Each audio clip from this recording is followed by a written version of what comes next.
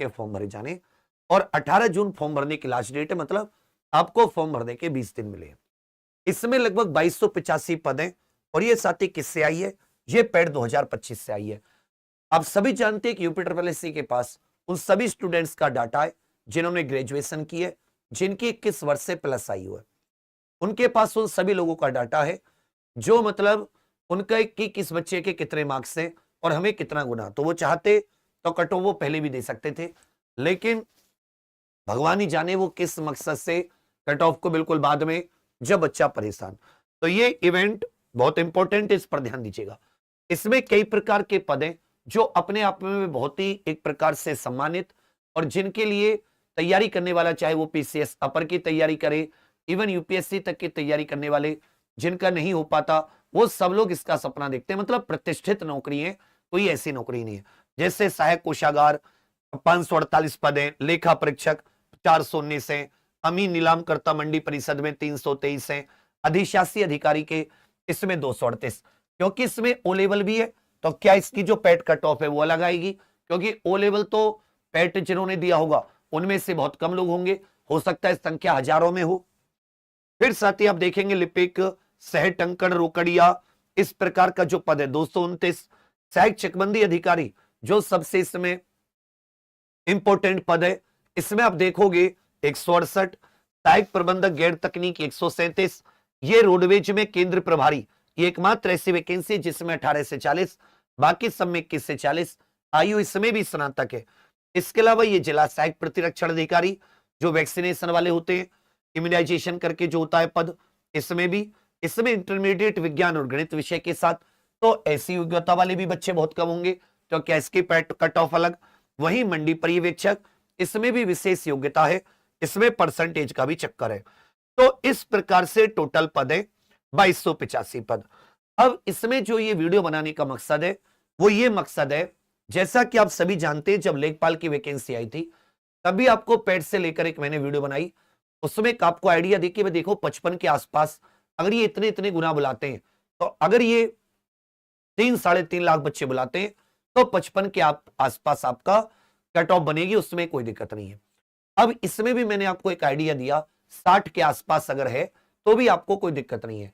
अब मैं आपको एक और आइडिया दे रहा हूं कि अगर ये 60 से कम भी है, मतलब अभी भी मुझे 50-55 के आसपास का है, कि ये जो लोग हैं, क्योंकि इसमें जो आयु है वो आयु 21 से 40 और स्नातक, तो ये दोनों चीजें होने के कारण इसमें जो संख्या है, क्योंकि पेट में तो 12th वाले भी, उसमें लेखपाल में तो 12th वाले भी थे, लेखपाल में तो जो स्नातक वाले थे वो भी थे, इसमें केवल स्नातक है, तो वही संख्या आधी घट जाती है। फिर दूसरी बात, ये वैकेंसी 7 वर्ष आई है, तो इसमें जो मुख्य मांग है, और वो इसलिए सबसे अहम है क्योंकि मैं अभी प्रयागराज में हूं। प्रयागराज में उत्तर प्रदेश के कोने कोने से बच्चा आके पढ़ता है, उसमें से बहुत से स्टूडेंट है जो मतलब अपनी एज की कगार पर है, ऐसे बहुत से स्टूडेंट है जो मतलब आप ये कह सकते हो कि परेशान है, जिनके मार्क्स थोड़े 54-55, उनको नहीं पता कि उनका होगा नहीं होगा, उनके पास ऐसी कोई उनकी एज के हिसाब से कोई और वैकेंसी भी नहीं है। और ये वैकेंसी भी आप बहुत अच्छे से जानते हैं 2019 के बाद में 7 वर्ष बाद आई है। तो उन सब के ओर से, और बिल्कुल मतलब एक चीज को देखते हुए कि हाँ ये चीज न्याय की चीज है, उनके साथ अन्याय ना हो, तो इसमें यूपीएससी से मांगे कि भाई इसमें एक उचित मानवतावादी दृष्टिकोण अपनाते हुए स्टूडेंट्स को एक एक चीज समय से क्लियर कर दी जाए, स्पष्ट कर दी जाए कि भाई आप इसमें कितने गुना बच्चे बुला रहे हैं, या आप इसमें कौन सी एक कॉमन कट ऑफ लगा रहे हैं। मतलब ये जरूरी नहीं कि आप सब में एक जैसी लगाएं, लेकिन ये पद ऐसे हैं कि जिनमें आप एक मिनिमम मार्क्स रख सकते हैं कि भाई हम लोग 3-4 लाख बच्चों को बुला के एग्जाम कराते हैं, और इसमें उसमें नहीं कि आप मेरा कोर्स लें ना लें, मैं कोर्स के लिए कर रहा हूं, मेरा कोर्स कतई मत लो।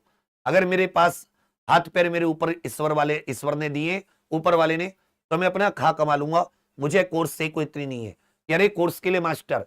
पर एक मानवता होती है कि जब आप जिस स्टूडेंट के बीच में रहते हैं उसको देखते हुए, बहुत सारे बच्चे 2023 वाले कहते हैं तब कहां चली गई थी, तो तब बच्चा आप बिल्कुल कानून का कोई एक रूल ऑफ लॉ होती है कोई चीज, भाई जब वो चीज आपके कानून में नहीं है तो आप उसे कैसे लागू करेंगे। वहां भी कोई ऐसी अवैध बात नहीं थी, अब भी कोई अवैध बात नहीं है। तो पूरा मुद्दा यह है कि जो बच्चा मतलब किसी कारणवश 7 वर्ष से वैकेंसी का वेट कर रहा था, क्या उसको यूपीएससी न्याय देगी? इसमें गलती किसकी है? यूपीएससी की आप रेगुलर भर्तियां नहीं निकालते। किसकी गलती है? सरकार की, आपसे रेगुलर भर्तियां नहीं आयोजित कराई जाती, जबकि आयोग भी बने हुए हैं, उन आयोग में कर्मचारी भी हैं, अध्यक्ष भी है, सैलरी भी जाती है, सब कुछ है। तो इस बात को हमने उचित माध्यम से मुख्यमंत्री जी तक, आयोग के अध्यक्ष सचिव महोदय तक भी पहुंचाने की कोशिश की है।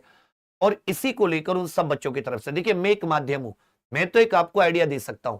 अब चाहे तो ये जो साथी आगामी कल सोमवार, मंगलवार, बुधवार का दिन है, बुधवार 15 अप्रैल को आप सभी लोग चाहे तो एक ट्विटर कैंपेन भी कर सकते हैं, जिसमें आप यूपीएससी और सरकार तक ये बात जरूर पहुंचाएं कि असल में आप जो मांग कर रहे हैं कि उसमें एक कॉमन कट ऑफ 50, 55, 45 जो सरकार को लगे, जो यूपीएससी को लगे 7 वर्ष का, वो देखते हुए।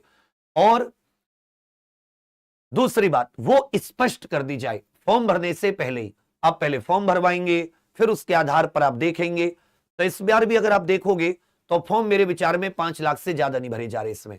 जो 29 मई से 20 दिन का टाइम है, 5 लाख तो मैंने ज्यादा बता दिए, 4-5 लाख से इसमें ज्यादा फॉर्म नहीं पड़ रहे। 2285 मतलब इसमें अप्लाई नहीं हो रहे। हो सकते हैं आंकड़ा 3 या 4 लाख तक।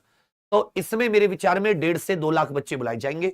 और अगर हम लोग यूपीएससी के अनुसार भी चलें तो भी यूपीएससी के अनुसार ये साथी 52 से 55 अभी भी रहने की उम्मीद है। 52 से 55 के आसपास, हो सकता है 52 के आसपास।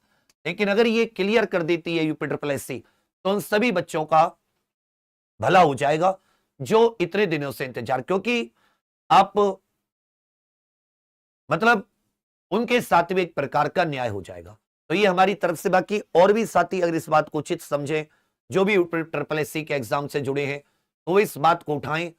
इसमें मैं क्या करूंगा कि जैसे होमगार्ड का एग्जाम हो जाएगा तो मई के स्टार्टिंग में एक बार कोशिश करके कि अगर कार्मिक सचिव साहब से या यूपीएससी के अध्यक्ष साहब से किसी प्रकार भेंट हो जाती है तो उनसे रिक्वेस्ट आपकी तरफ से ये भी कर ली जाएगी। और मुझे उम्मीद है कि वो लोग ऐसे मतलब नहीं है कि वो इस बात को नहीं समझेंगे कि हाँ भाई बच्चों को मौका मिलना चाहिए।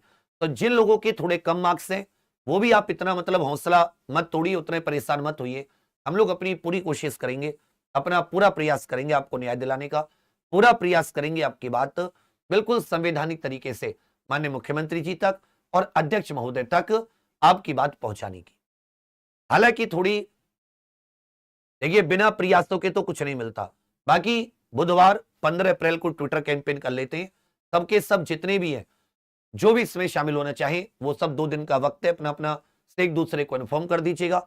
ये कार्य तो मैं आपके साथ लग के कर सकता हूं, इससे ज्यादा बच्चा मैं कोई सरकारी आदमी नहीं हूं या मैं कोई मुख्यमंत्री का पीए नहीं हूं भैया कि मैं तुम्हारी बात को बिल्कुल वो एकदम हाँ जी हाँ करा ही देंगे। प्रयास कर सकते हैं, कोशिश कर सकते हैं। और अभी के आंकड़ों के हिसाब से जितना मैंने सोचा है, इस बार जो लोअर पीसीएस में अप्लाई हो रहे हैं वो ज्यादा से ज्यादा 3-4 लाख, 3.5-4.5 लाख के करीब बच्चे अप्लाई करेंगे। और अगर इन्होंने 1.5-2 लाख बुलाया तो भी साथी हो सकते हैं इसमें लेखपाल से भी कम ये कट ऑफ। लेकिन अगर ये बात यूपीएससी बिल्कुल क्लियर कर देती है तो और ज्यादा इसमें आप लोग और पहले से आपको आगाह रहेगा, पहले से पता रहेगा, तब समय से अपनी पढ़ाई को आगे जारी रख सकते हैं। बाकी इस समय मेरा कोई कोर्स वोर्स का मैं नहीं बता रहा, उसका मेरा बेचना नहीं है। लेना हो लेना, नहीं लेना हो कोई बात नहीं। मैं कौन सा तुम्हारा आके अकाउंट पे ही डिजिटल अरेस्ट कर देता हूं कि लो ही लो। ये तो है कि हाँ भाई आप जिन बच्चों से जुड़े हुए हैं उनकी बात आप पहुंचा पा रहे हैं, नहीं पहुंचा पा रहे। बाकी आप सभी के लिए बहुत सारी शुभकामनाएं। आपकी बात को उचित मंच तक पहुंचाने का हर मुमकिन प्रयास करेंगे, कॉमन कट ऑफ या यूपीएससी को इसमें स्टूडेंट के पक्ष में जो बेहतर लगे उसके लिए।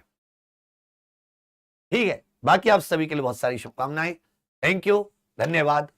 और बुधवार 15 अप्रैल को सुबह 10 बजे से ट्विटर कैंपेन करते हैं। हैशटैग एक दिन पहले बता दूंगा। जय हिंद।